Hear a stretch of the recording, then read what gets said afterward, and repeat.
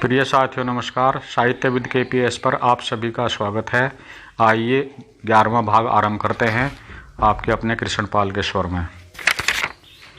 फिर रोज ने तुरंत आदेश दिया कि सैंयर फाटक को तोड़ो, शहर में बढ़ो और सब बागियों का नाश करो।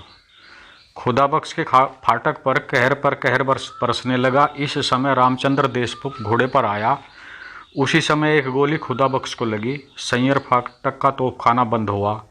एक अंग्रेज दीवार पर चढ़ा। मोतीबाई ने तलवार से उसका सिर कलम कर दिया और खुदाबख्श की लाश को टांग कर नीचे उतर आई। रामचंद्र ने मोतीबाई को अपने पीछे घोड़े पर बिठाया और लाश को सामने लादकर किले पर चढ़ आया। उसके किले में आते ही किले का फाटक बंद कर लिया गया। लाश को महल के पास रखकर ढक दिया गया। मोतीबाई की आंखों में आंसू नहीं निकला। रानी आ गई। रानी ने कहा, मोतीबाई, तुम लोगों का अक्षय कर्म मैंने अपनी आंखों से देखा है। सरकार, मोतीबाई ने भर्राए स्वर में कहा, आप आराम कीजिए। अपने पास किला अभी भी है और आप हैं। मैं इनका प्रबंध करती हूँ। रानी कंठ को संयत करके बोली, कुंवर साहब को महल के बिल्कुल निकट ही दफनाया जाए। देशमुख ने पूछा, सुंदर ओरछा फाटक पर मारी गई? मोतीबाई ने उत्तर दिया। दुल्हाजू ने देशद्रोह करके फाटक खोल दिया। रानी के होठ कपकपाए। धीरे से बोली, जीवन में यही बड़ा भारी धोखा खाया। फिर उन्होंने जरा जोर से कहा, बहरामुद्दीन ने ठीक ही कहा था, उसके साथ अन्याय हुआ। कहाँ है वह? कुछ जानते हो देशमुख? नहीं सरकार, देशमुख ने संक्षिप्त सा उत्तर दिया। रानी ने अंगरखे की जेब में हाथ डाला। बहरामुद्दीन का इस्तीफा जेब में था। उसको उन्होंने वहीं पर पड़ा रहने दिया। मोतीबाई ने महल के पास ही कब्र के लिए जमीन खुदवानी आरंभ कर दी और बहुत शीघ्र ही एक बड़ा सा गड्ढा खुदवा लिया। रानी दूरबीन लेकर ऊपर की बुर्ज पर चढ़ गई। रोज नगर की बुर्ज पर बुर्ज अपने अधिकार में करता चला जा रहा था। गोरे शहर भर में फैलते चले जा रहे थे। झांसी की सेना मरती कटती जा रही थी। अगर आग लगाई जा रही थी। झांसी में हाहाकार हो रहा था और उसके साथ तुमुल हुर्रा घोष। रानी ने देखा कि गोरे शहर वाले महल, नाटकशाला तथा महल के सामने वाले विशाल पुस्तकालय को घेरने का प्रयास कर रहे हैं और इन स्थानों के भीतर बंद झांसी के सैनिक लड़ रहे हैं। तब वह बुरुज से नीचे उतर आई। एक पेड़ के नीचे पत्थर पर बैठकर सोचने लगी, झांसी का सर्वनाश होने को है। स्वराज्य की स्थापना अभी बहुत दूर है, परंतु क्रम अपने मात्र का अधिकार है, फल से हमको क्या।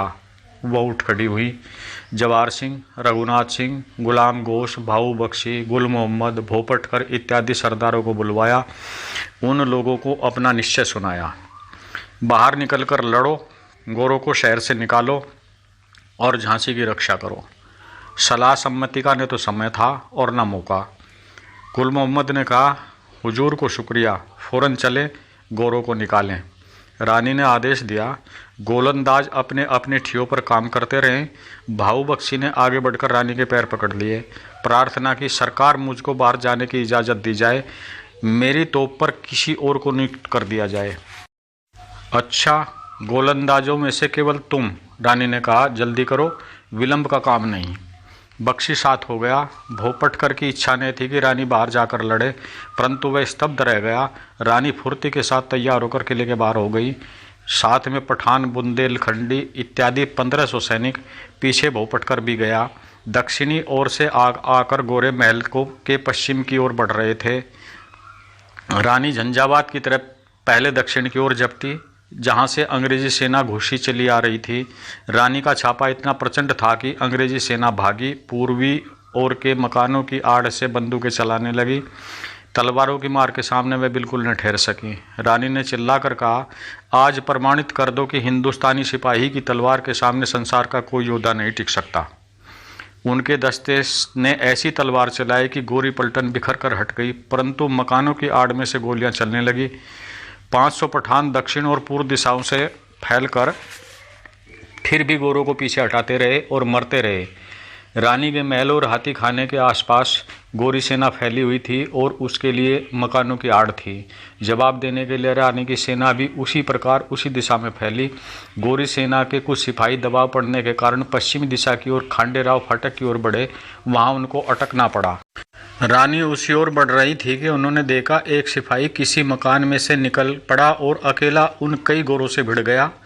उसने ऐसी तलवार चलाई कि कई गोरे हताहत हुए। कुछ और गोरे आ गए, वह सिपाही गिर गया तो भी वह अकेला उनको पछेलता रहा। रानी ने अपने घोड़े को तेज किया। पीछे पीछे उनके सिपाही दौड़े। उस अकेले सिपाही ने फिर कई गोरों को तलवार से मौत के घाट उतारा, परंतु यकायक उस पर कई वार पड़े, वह गिर गया। इतने में रानी सैनिकों सहित वहां पहुंची। गोरे भाग गए। रानी ने पास आकर देखा, बहरामुद्दीन था। उसके मरने में कुछ क्षण बाकी थे। बेचैन था। रानी घोड़े पर से उतरी, बहराम के सिर पर हाथ फेरा। बहराम ने पहचान लिया। उसने आंखें फाड़ी, पूरा बल लगाया, लेकिन कठिनाई से बोल पाया, हुजूर माफ़ी। मुश्किल से रानी के मुंह से निकला, तुम सच्चे सिपाही हो, माफ़ किया। फिर जोर लगाकर बहराम ने कहा, सरकार, जान नहीं निकलती, मेरी चिट्ठी। रानी ने जेब से उसके इस्तीफे का कागज निकाला। यह लो, रानी बोली। नहीं सरकार, बड़ी मुश्किल से बहराम ने कहा। फाड़ डालिए, तब ज्ञान निकलेगी। रानी ने तुरंत चिट्ठी की चिंदी चिंदी कर डाली। बहरामुद्दीन के मुखमंडल पर उस घोर पीड़ा में आनंद की छाप लग गई। उसके अंतिम शब्द से जलबलहाला है। उन्हें आकाश की ओर दृष्टि करके कहा, आहा, कैसा मीठा मरण है यह। भगवान मेरी भी ऐसी ही सदगति हो। बहरामुद्दीन का प्राणांत हो गया। पास के रहने वालों को कब्र का प्रबंध करके देकर रानी और उनके सैनिक गोरों पर झपटे। वे भागे। अब पश्चिम से पूर्व होती हुई दक्षिण तक रानी के सैनिकों की एक पांत सी बन गई। पीठ पर किला था। यकायक वृद्ध नाना भोपटकर रानी के सामने आ गया। बोला, पहले इस बूढ़े ब्राह्मण का वध करिए, तब आप गोली खाइए। रानी, नाना साहब ये क्या? नाना, आप देखती नहीं, गोरे मकानों की आड़ में से गोली चला रहे हैं और आपके सैनिक हताहत हो रहे हैं। आप पर गोली पड़ेगी, समग्र झांसी रसातल को जाएगी। अभी अपने हाथ से में किला है, लड़ाई जारी रखी जा सकती है। लौटिए मेरा वध कीजिए। रानी की समझ में आ गया। गुल मोहम्मद पास आ गया था। उसने भी कहा, सरकार, बूढ़ा ठीक बोलता है, आप अंदर चलें। उत्तरी फाटक पर से रानी भाऊ और नाना भोपटकर के साथ किले में चली गई। गुल मोहम्मद के साथ 300 पठान ही भीतर आ सके, बाकी सब लड़ाई में मारे गए। बुंदेलखंडी सैनिक लगभग सब कट मरे। किले के फाटक बंद कर लिए गए। भाग 11 यहीं पर समाप्त होता है। आशा है पसंद आया होगा। आप सभी से निवेदन है, कृपया चैनल को लाइक, शेयर, सब्सक्राइब अवश्य करें। आपका कृष्णपाल, धन्यवाद।